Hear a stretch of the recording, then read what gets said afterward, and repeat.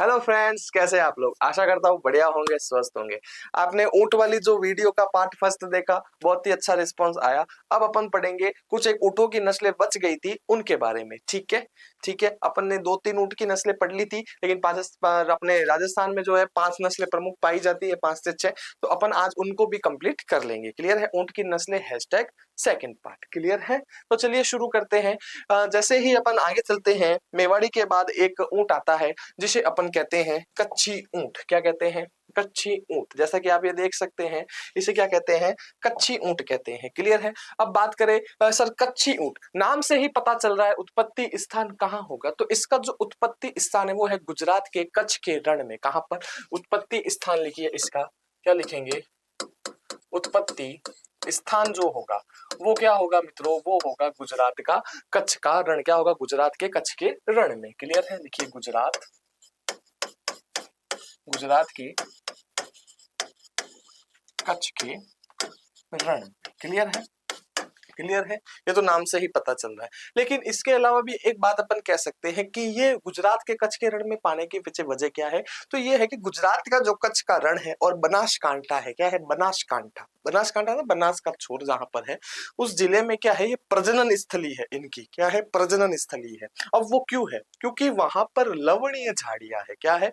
लवणीय झाड़ियों के कारण तथा दलदली भूमि जो होती है, ये कहां पर निवास करते हैं? ये अपना प्रजनन कहां करते हैं? लिखिए प्राकृतिक प्रजनन। इनका जो प्राकृतिक ये प्रजनन करते हैं ना मित्रों, वो कहां करते हैं? तो इसके पीछे भी एक विशेष बात अपने पास देखने के लिए मिलती है कि ये इनका जो प्रजनन होता है प्राकृतिक रूप से, वो ये कहां करते हैं? वो या तो कच्छ के रण में करते हैं, ठीक है, जहां इनका उत्पत्ति स्थान है। कहां? कच्छ का रण। क्लियर है। और इसी के साथ एक जगह आती है बनासकांठा। कहां आती है? बनासकांठा। क्लियर है। अब यहां पर ही क्यों करते हैं सर? एक सवाल और आता है कि यहीं पर क्यों करते हैं। ये यहां पर इसलिए करते हैं मित्रों, क्योंकि यहां पर क्या है? यहां पर लवणीय झाड़ियां है। क्या है? लवणीय झाड़ियां। क्लियर है। लिखिए कारण। इनके प्रजनन के जो कारण है मित्रों, वो लिखेंगे अपन नंबर 1 डालकर लिखिएगा, लवणीय झाड़ियां। क्या है? लवणीय झाड़ियां। ठीक है। क्या है? लवणीय झाड़ियां है। क्लियर है। और वहां पर एक चीज और है, उसे कहते हैं दलदली भूमि होने के कारण। क्या है? दलदली भूमि होने के कारण। वहां पर नदी का छोर है, तो ऑब्वियसली वहां पर दलदल होगा, तो वहां पर दलदली भूमि होती है, जो इनके लिए प्रजनन के लिए बहुत ही ज्यादा अनुकूलित होती है, अनुकूल होती है। ये वहां पर अच्छे से निवास कर पाती है। ठीक है। तो यहाँ पर दलदली भूमि है। क्या है? दलदली भूमि, दलदली भूमि के कारण। क्लियर है। तो ये तो इसकी सामान्य सी बात होती है जो आपको याद रखनी है। बात करें इसकी विशेषताओं की, तो इसका जो रंग होता है वो भूरा या गहरा भूरा। क्या? भूरा या गहरा भूरा। लिखिए रंग, लिखिए रंग। तो इनका जो रंग होता है वो होता है भूरा। कैसा? भूरा या गहरा भूरा।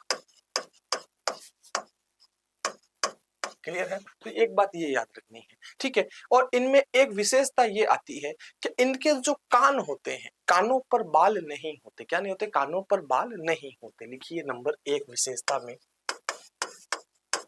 विशेषता में लिखिएगा दोस्तों, विशेषता नंबर 1 की कानों पर बाल नहीं होते। क्या नहीं होते? कानों पर बाल नहीं होते,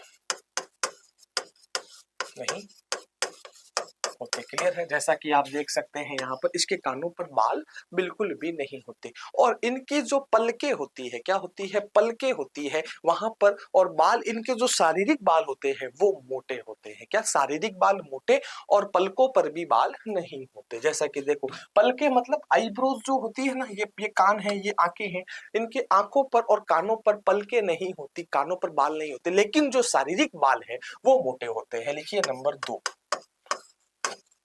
पलकों पर बाल नहीं, पलकों पर बाल नहीं होते। क्लियर है। और नंबर 3 लिखिएगा मित्रों कि इसके जो शारीरिक बाल होते हैं वो मोटे होते हैं। क्या होते हैं? मोटे। लिखिए शारीरिक बाल, शारीरिक बाल मोटे होते हैं। क्या होते हैं, शारीरिक बाल मोटे होते हैं। ठीक है, बात करें इनके शरीर के आकार की, तो शरीर का आकार जो है वो एकदम मध्य होता है। दिखने में ये ऊंट कैसे लगते हैं, दिखने में ये ऊंट एकदम भारी दिखते हैं। क्या दिखते हैं, भारी, लेकिन ये सुस्त ऊंट है। क्या है, सुस्त प्रजाति के ऊंट है, मतलब ये सुस्त आलस में रहते हैं। ठीक है, कई ऊंटों में क्या होता है, इनकी एक विशेषता मैं आपको और बताता हूं। इनके जो ऊंट होते हैं उनमें क्या होता है कि इनका जो निचला होठ है वो लटकता रहता है। क्या करता रहता है, लटकता रहता है। और ये होठ लटकते रहने के कारण क्या होता है, इनके दांत दूर से ही दिखाई दे जाते हैं। मतलब ये दूर से मुस्कुराते हैं ना, तो अपन यहाँ पे उसको देख सकते हैं कि वो दूर ऊंट वहां पे खड़ा है, अपन यहाँ पे खड़े, तो उसका होठ नीचे लटक रहा है, तो उसके दांत ऐसे दिख रहे हैं, ही वो अपन को देख के स्माइल पास कर रहा है। क्लियर है। लिखिए, बाल, शारीरिक बाल मोटे होते हैं। लिखिए नंबर 4 कि इनके मुंह के नीचे वाला होठ लटकता है। क्या है, मुंह के नीचे वाला, लिखिए मुख के नीचे वाला होठ लटकता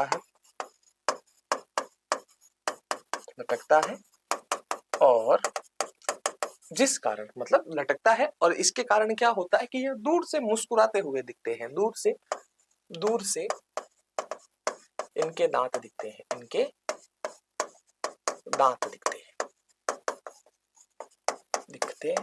क्लियर है। बात करें इनके शारीरिक आकार की मित्रों, तो इनका जो शारीरिक आकार होता है वो कैसा होता है। लिखिए, शारीरिक आकार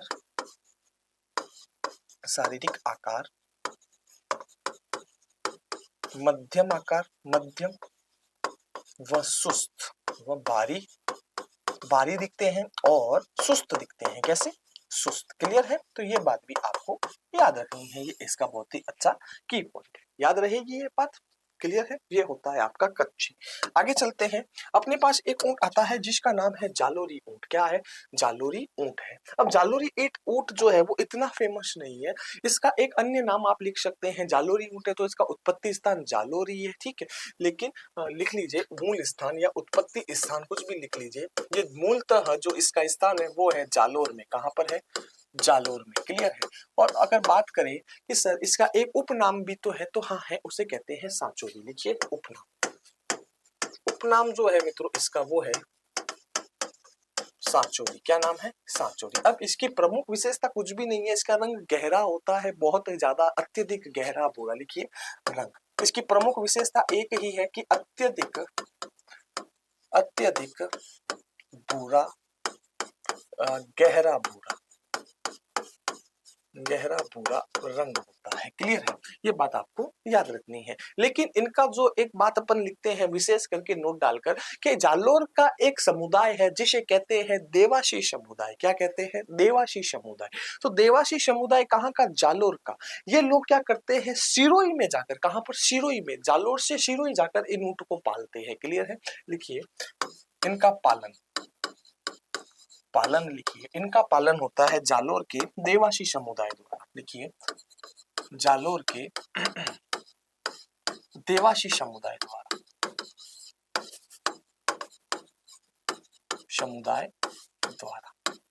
इनका पालन होता है। और अत्यधिक पालन की यदि बात करें, क्या करें, अत्यधिक पालन की यदि बात करें तो वो होता है सिरोही में। लिखिए, सिरोही, अत्यधिक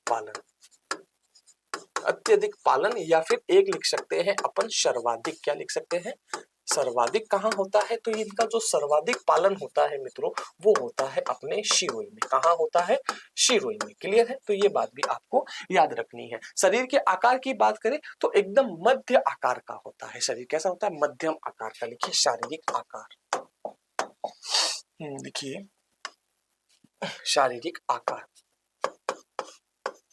शारीरिक आकार मध्यम होता है।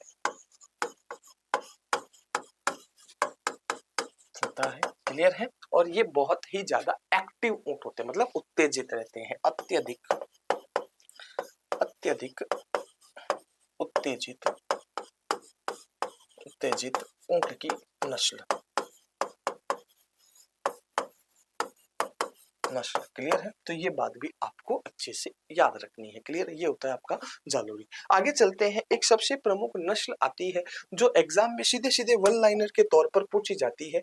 जैसा कि आप फोटो में देख सकते हैं, ये कैसा ऊंट है? इस ऊंट को कहते हैं मित्रों नाचना ऊंट। क्या कहते हैं? नाचना ऊंट। इसका नाम क्या है? नाचना ऊंट। देखो ये नाच रहा है, इसको तैयार करके बढ़िया इसको नचाते हैं, इसलिए ये नाचना ऊंट कहलाता है। और इसके पीछे दो रीजन है कि इसका नाम नाचना क्यों पड़ा। तो इसका जो नामकरण हुआ वो तो एक ये हुआ कि ये डांस बहुत अच्छा करता है। क्या है? ये ऊंटों की शकीरा कहलाती है, डांस बहुत अच्छा करता है। ठीक है? इसको तैयार करके बढ़िया से इसको ऐसे तैयार करके इसको डांस करवाते हैं और ये बहुत ही अच्छा डांस करता है। एक तो ये डांस करने की वजह, नाचने की वजह से इसका नाम नाचना पड़ा। और दूसरा कारण ये है कि इसका जो उत्पत्ति स्थान है वो है अपने जैसलमेर का नाचना गांव। क्या है? जैसलमेर का नाचना गांव। तो दो रीजन मिल गए, उत्पत्ति स्थान नाचना गांव और अच्छा नाचता है इसलिए नाचना। बस ये इसका लिखता है। क्लियर है? लिखिए उत्पत्ति स्थान। उत्पत्ति स्थान। तो इसका जो उत्पत्ति स्थान होता है मित्रों, उसमें आप लिखिएगा जैसलमेर का। क्या लिखेंगे? जैसलमेर का नाचना गांव। जैसलमेर का नाचना गांव। क्लियर है? तो ये बात आपको याद रखनी है कि जैसलमेर का नाचना गांव। और इसमें एक वे आती है कि इसकी अन्य नस्लें भी मिलती है। क्या है? अन्य नस्लें भी मिलती है। लिखिए अन्य नस्लें। इसकी अन्य नस्लें,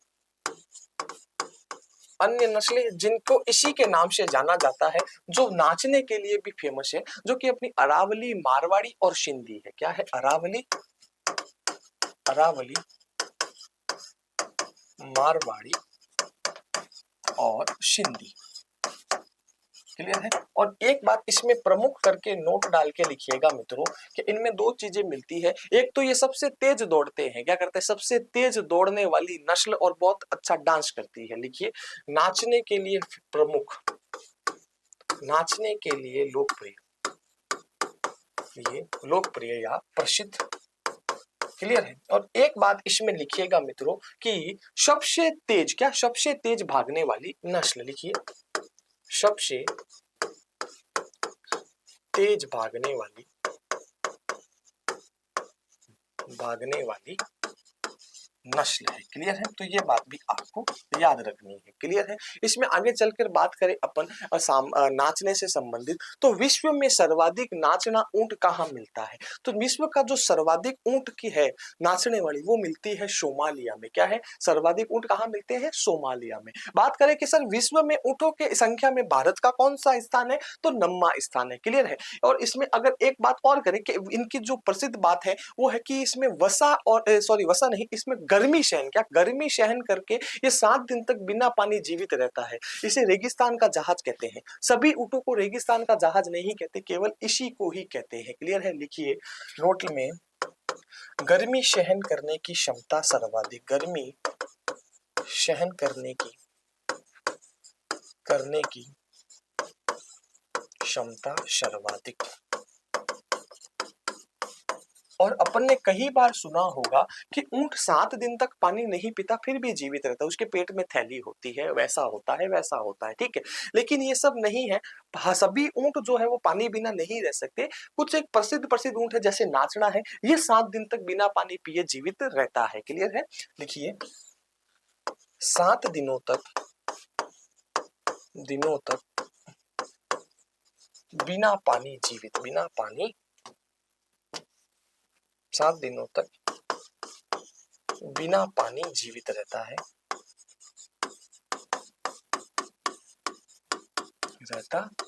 क्लियर है? और इसी के कारण इसे रेगिस्तान का जहाज कहते हैं। क्या कहते हैं? रेगिस्तान का जहाज। क्लियर है? तो इस बात को आपको अच्छे से याद रखनी है। आगे चले तो अब कुछ एक बातें करते हैं। जैसे इसमें इसकी प्रमुख विशेषता लिखते हैं, तो इसके आंखों में क्या होता है पता है? देखो इसका मूल स्थान कहाँ है? जैसलमेर। जैसलमेर में क्या है? बालू का स्तूप या दोरे जिन्हें बोलते हैं, अर्थात मिट्टी के पहाड़, मिट्टी के मैदान जिसको दोरे बोलते हैं। तो वहां पर जब आंधियां या हवा चलती है तो मिट्टी के कण आंखों में उड़ते हैं, तो अपन तो चश्मा पहन लेते हैं। इसके पास प्राकृतिक चश्मा है। क्या है? इसके पास प्राकृतिक चश्मा है। प्राकृतिक चश्मा क्या है? कि इसमें ये होता है कि इसके आंखों में, क्या आंखों में पलकें जो होती है इसकी वो लंबी होती है, जो धूल के कणों को आंखों में जाने से रोकती है, इसलिए भी ये फेमस है। क्लियर है। और इसके क्या होते हैं, पलकों के जो बाल होते हैं वो लंबे होते हैं। क्या होते हैं, पलकों के बाल लंबे होते हैं। आगे चलकर लिखते हैं इस बातों को, कुछ एक बात लिखते हैं अच्छी अच्छी जो आगे आपके बहुत ही ज्यादा काम आएगी। लिखिए, मिट्टी के कणों को इसके आंखों के बाल, लिखिए नोट लगा के लिखिएगा मित्रों, नोट लगा के लिखिएगा, आंखों पर बाल होते हैं, बाल होते हैं, अर्थात पलकें लंबी होती। क्या होती, पलकें लंबी होती है। ठीक है। और पलकें लंबी होने के कारण क्या होता है पता है, तो पलकें लंबी होने के कारण है ना, इनकी आंखों के अंदर मिट्टी के कणों को रोकती है, आंखों के अंदर मिट्टी के कण जाने से रोकता है। लिखिए, मिट्टी के कणों को, मिट्टी के कणों को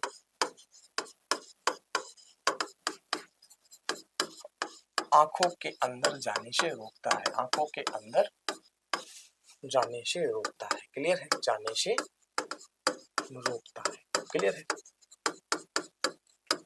बात आई यहां तक आप सभी को समझ में। ठीक है, अब अपन बात करते हैं ऊंट से संबंधित कुछ सामान्य सी बातों को।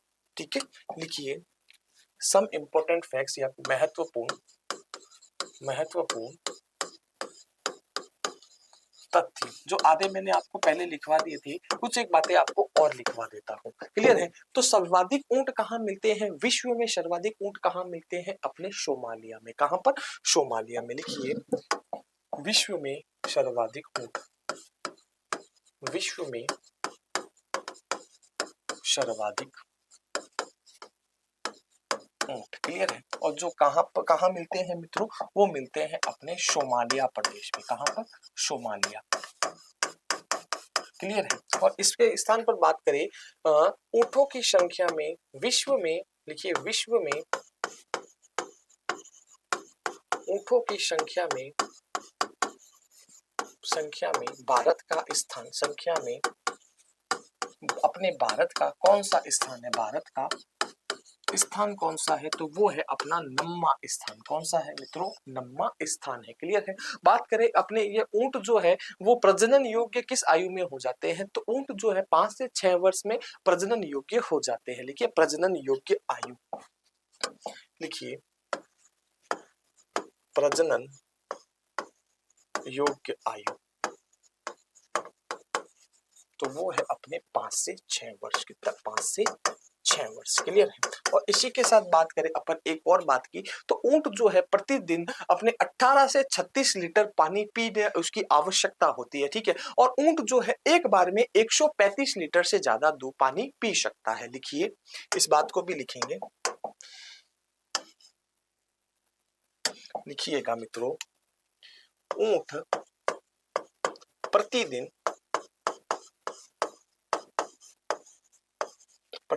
पानी की आवश्यकता, लिखिए पानी की आवश्यकता,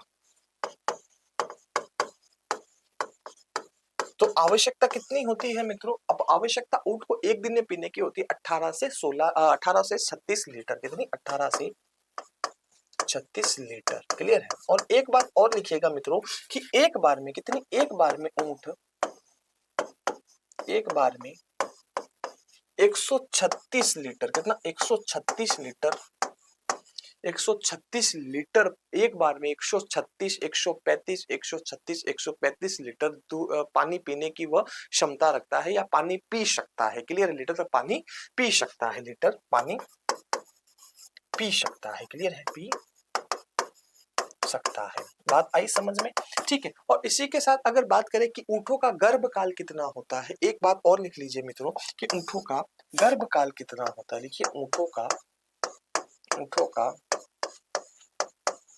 गर्भकाल कितना होता है, तो ऊंटनी का जो गर्भकाल होता है मित्रों वो होता है 390 दिन। कितना, 390 दिन, 390 दिन, ठीक है। और इसी के साथ यदि बात करें कि राजस्थान में ऊंट की बीमारी होने पर, क्या राजस्थान में ऊंट की बीमारी होने पर पाबूजी देवता की पूजा की जाती है। क्लियर है, लोक देवता है पाबूजी, पाबूजी की पूजा की जाती है। इस बात को भी अच्छे से अपन नोट लगा के लिखते हैं। क्या लिखेंगे कि ऊंट, राजस्थान में ऊंट बीमार होने पर, क्या राजस्थान में ऊंट बीमार होने पर, राजस्थान में ऊंट बीमार होने पर, ऊंट बीमार होने पर, ऊंट बीमार होने पर पाबूजी देवता की पूजा की जाती है। किसकी? पाबूजी देवता की पूजा की जाती है। किसकी की? पाबूजी का नाम सुना है आपने, लोक देवता में जरूर सुना होगा, तो पाबूजी की देवता की जाती है। क्लियर है, किसकी? पाबूजी की, पाबूजी देवता की पूजा की जाती है। क्लियर है, की जाती है। क्लियर है, तो ये होते हैं आपके ऊँटों की सारी नस्लें। ठीक इसी प्रकार अपन एक बार और घोड़ों की नस्ल में भी मिलेंगे। ठीक है, घोड़ों की नस्ल को भी अपन इसी प्रकार पढ़ लेंगे। ठीक है, अब एक जाते जाते एक की पॉइंट आपको मैं ये बताता हूँ कि प्रजनन के काम आने वाले जो ऊँट है ना, उस ऊँटों को माही ऊँट कहते हैं। ये बात भी अपन लिख देते हैं। क्या है? प्रजनन में उपयोगी, प्रजनन कार्य में उपयोगी ऊँट की नस्ल, प्रजनन कार्य में उपयोगी